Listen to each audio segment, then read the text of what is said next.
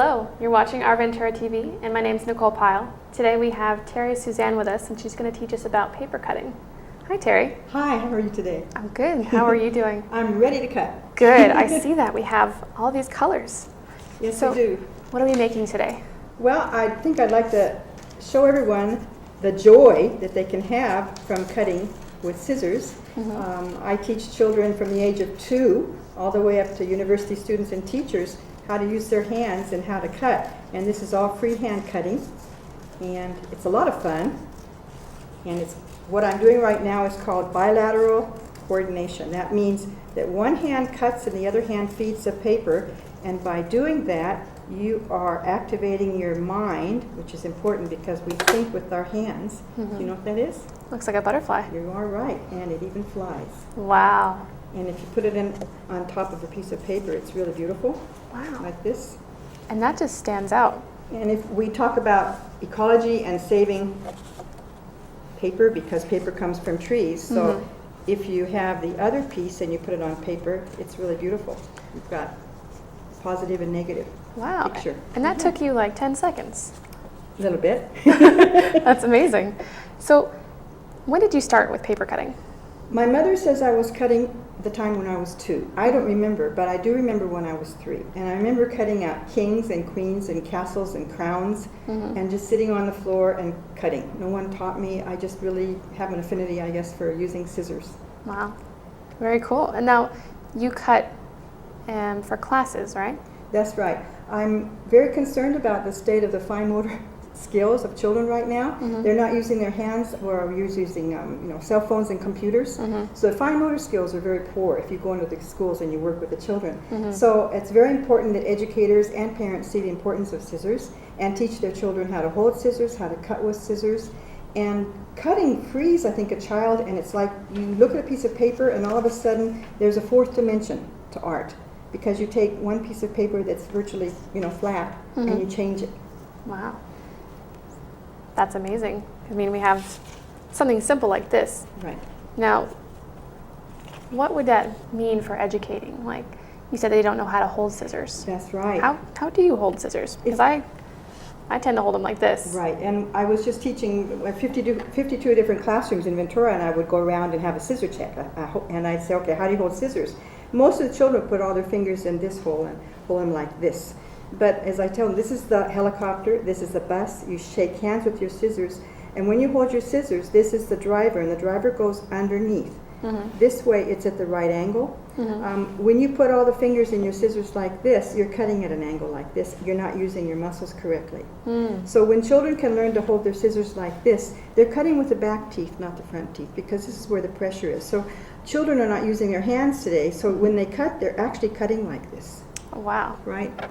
That's interesting. You actually get a better range of motion that way. Yes, you do. Rather than this. I actually feel a little awkward doing that. This feels so much better. Well, you have a lot of children now that are cutting like this or like this, and they haven't been taught, and I think this is I call scissors a superhero of utensils, because you're using both hands. So at one time, your hands are doing two different things. So I tell the children, it's fantastic. Just think you're building these, they're called synapse connections. In between the left and the right hand side of the brain. So it's like electronic bridges to help you think better. We think with our hands, so scissors are the fantastic tool for cutting. Wow. And I think, like for small children, one of the things that you can do with them, it's called cut and stop, and we're making grass right now, okay? So it's just, and you say the word, you can use scissors. I use scissors in Japan to teach Japanese and to teach English. This is cut and stop, cut and stop, cut and stop. And they repeat this over and over.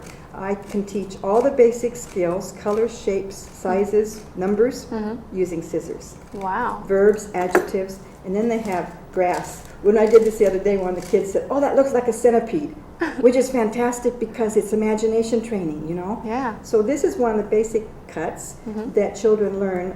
I actually have all of the basic cuts, and my system has been copyrighted by the Library of Congress. Wow. And they don't usually do that, but they thought it was such a unique system, although they call it an expression, that they copyrighted it. Wow. Now you say you were teaching in Japan. How long were you there? I was in Japan 35 years. Wow. And I'm an art educator and a bilingual educator, so I had 3 different television programs. Wow. And one of the most popular things that I would do on television, and I think what I'll do, I'll use blue, okay, is cut quiz. And the cut quiz, I would start cutting, and then I stop, and I ask the children if they can tell me what it is. So I go like this, and I start cutting like this, and I go here, and I say, okay, can you tell me? No, and they're giving all these ideas, and okay, we're going to do this again, look again, and remember that it's not in the right direction. So I would hold it like this. Can you tell what I'm cutting? Not really. Remember, it's not in the right direction. So this is what I do. And then okay, I'm going to give you another hint. This is a really big hint. Okay, now can you tell what this is? It looks like it might be a butterfly. Maybe. Now we're going to do one more thing. Okay, here we go. Ready? Okay. Is that an elephant? Yes, and you get it. Because if you guess it, you get to have it. And so it can walk. Oh my gosh, that is so Go. cute. Good guessing, but Got a teaches prize. symmetry. That is so cute. But I would do this with 100 children every Monday, and they were ages 3 to 6, and they were so good at looking at things and discovering what they were by looking at a half cut that I would have 30 and 40 children guess it at the same time. So I really had to do difficult cuts. Yeah. One cut that a parent and a teacher can teach a child that's very simple is the heart cut. Okay, you climb the mountain, you go up, up, up, up, up, you go all the way to the top, and you go, oh no, I forgot my lunch. I'm on a field trip. You have to go home, so we're going to do a U-turn. Oh wow. All the way back, and you open up and you have heart. Oh wow. And a 2-year-old can do this. Yeah, and I would remember that. And it's freehand. So, a lot of teachers are going to draw lines for their kids to cut or zigzags and have them cut. But I think freehand, it frees the mind. Children can be more imaginative and creative. And the nice thing about freehand cutting is you can change the shape as you cut. Yeah, I love that. Oh, thank you. Now, what could you do, like you're not doing a class here, but if someone here wanted to, like one of our viewers, wanted to find out more how they could get these designs or learn to use scissors, maybe they don't know how to hold them properly. Right, right. How would they find that out? I have a website. It's called www.terigummy.com. So they can contact me via my website or my email address. The reason I use terigami is that origami is paper folding. Right. And kirigami is the art of paper cutting. So mine is a combination of folding and cutting and freehand cutting. So I use my name, Teri Gummy. I love it. But children today need to learn how to fold paper. It's very simple how to cut, how to use glue.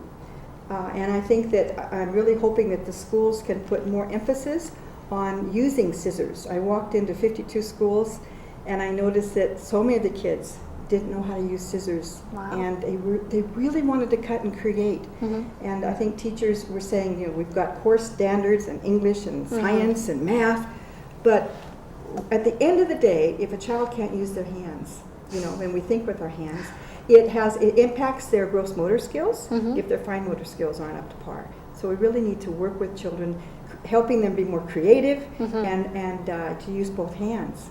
Wow, I love it. I wish someone had taught me that when I was in school. I had to learn myself. Well, yeah, and that's teachers might assume or a parent might assume. When you buy scissors, you go with your child and you pick out the scissors together. You make sure that they're not too heavy and the size of the holes. There's, I have something called scissor education, and also I believe that scissors are not dangerous. So when you ask children if they're dangerous, they all say yes. Yeah. But then I say, okay, and I call the scissors over and they don't move. And why don't my scissors move? They don't have legs. Who has the legs? We have the legs. So we have legs and we walk with scissors, so we have to be responsible and use them because they're one of the best friends that you could ever have, I think. You can cut for hours and hours and be very creative. Yeah, I could spend all day doing that. If I made little things like this, I'd be very happy. Well, the other thing is I think before they use scissors, they have to learn how to tear. So parents need to let their children tear, whether it's newspaper, whether it's magazines, and I can tear without looking. So I do this in front of the kids and I say, okay, what am I making? and they're all watching my hands while I'm watching their faces. You have to get your children to really use their fingers, and I don't know how this is going to turn out today, especially since it's live, but this is the fun part about being live. Yep. There you go. Well, it looks okay. It's all right. It's a turtle. It's a fat turtle. He ate too many. I love it. But children need to use their hands, and I noticed that a lot of children didn't tear correctly. So what a parent needs to do is make a tear like this first, and let the child tear it. Wow. They have to clean up. You have to clean up. Yes. And also holding it like this. And this is an extremely important fine motor skill for children to learn to tear. You tear first, and then you cut. Wow, that makes sense. I mean, today we have people texting, and that's their motor skills, is those two fingers right there. Or if they're typing, it's doing this, but something like holding scissors or tearing a piece of paper. I try and shred things at the office, and it goes everywhere. You put it in the shredder. Yeah. They were just saying that children are not using their handwriting skills. Cutting is a pre-handwriting training skill. So cutting is really important, as is tearing, to help a child learn to hold a pencil and write. Yeah. You know, I really don't think, I think scissors have been misunderstood and looked at as, oh, this is an arts and craft tool. But it's more than that. I see that now. Well, thank you. Now, we're getting low on time here. Is there anything that you would like to share with the audience you want them to be aware of regarding cutting? Well, I think that in terms of cutting, I think when you're thinking of art, a lot of educators and parents, well, especially teachers, make the mistake of trying to correct or make the picture that the child is doing at school picture perfect for the parent. And I think teachers, when children create things, they put their hands behind their backs and they let the children, whether it's upside down, right side up, it's okay. And parents, when the child brings the artwork home, you know, if it's a purple apple, you don't say apples are not purple. You say that is the most beautifully shaped apple I've ever seen. I bet you that took a long time to do it, and thank you for making it for me. And then you know, they go to the store, they know what color an apple is. Yeah. But creativity, I think we have to give children tools, but we don't correct it like, you know, especially if you're an educator. I never touch a child's artwork. Yeah. You know, I might touch their hands to show them how to hold scissors, you know, and help them to learn to tear, because that's the best way. But when they go to their artwork, it's theirs. Yeah, that makes sense. It's very important. We honor their creativity. Yeah. I love that. Oh, thank you. All right. And then how would they get a hold of you if they want to see more examples, if they want to learn more, or if they want to know about your system of teaching people how to cut? Well, I'm hoping that I'm going to be doing my own YouTube channel. Wow. So once that's done, please keep checking on my website, www.teriSuzanne.com. They can send me an email, and once I get my YouTube channel up and going, I'm hoping that it'll benefit children and adults and educators and everyone. That's great. Thank you very much for being on the show, Teri. It was a pleasure. Thank you so much. So fun, and thank you for the elephant. Oh, He's so cute. I will congratulations. keep him. All right, and thank you to our viewers. Again, you're watching Our Ventura TV, and I'm Nicole Pyle. Thank you.